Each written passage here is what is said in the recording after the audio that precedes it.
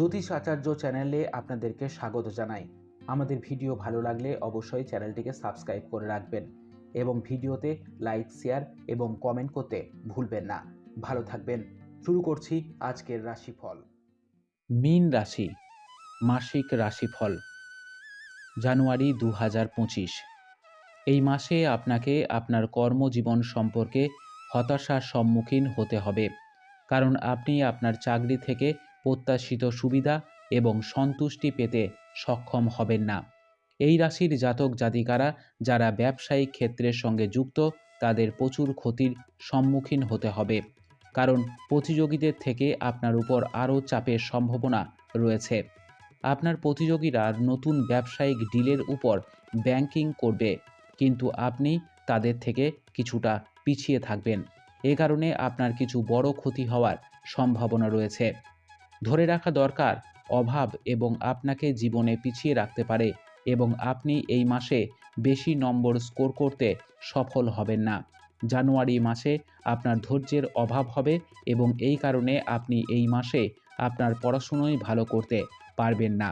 এই মাসে আপনাকে একটি সহনশীল মনোভাব গ্রহণ করতে হবে, যাতে আপনি আপনার জীবনের ভালো মূল্যবোধ বজায় রাখতে এবং তাদের সাথে সংযোগ নিশ্চিত করতে সফল হতে পারেন।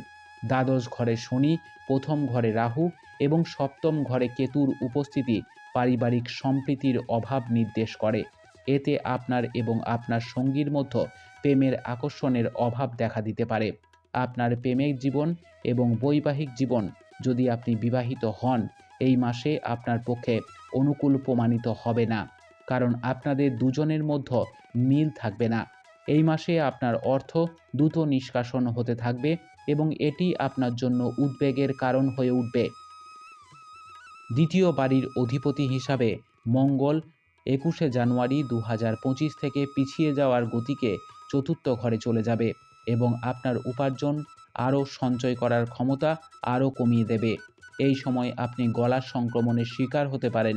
প্রথম ঘরে রাহু এবং সপ্তম ঘরে কেতুর উপস্থিতি হজম সংক্রান্ত সমস্যার আকারে আপনার স্বাস্থ্যের সমস্যা তৈরি করতে পারে। এ কারণে রাতে সময় মতো খাবার খেতে হবে। স্বাদে সতীর সাথে দ্বাদশ ঘরে শনির উপস্থিতি আপনার পা এবং উড়ুতে ব্যথা দিতে পারে। কখনো কখনো আপনি ঘুমের অভাবও অনুভব করতে পারেন। উপায়: প্রত্যহ 108 বার ওং হনুমন্তে নম মন্ত্রের জপ করুন। মঙ্গলবারের দিন রাহুকেতুর পুজো করুন।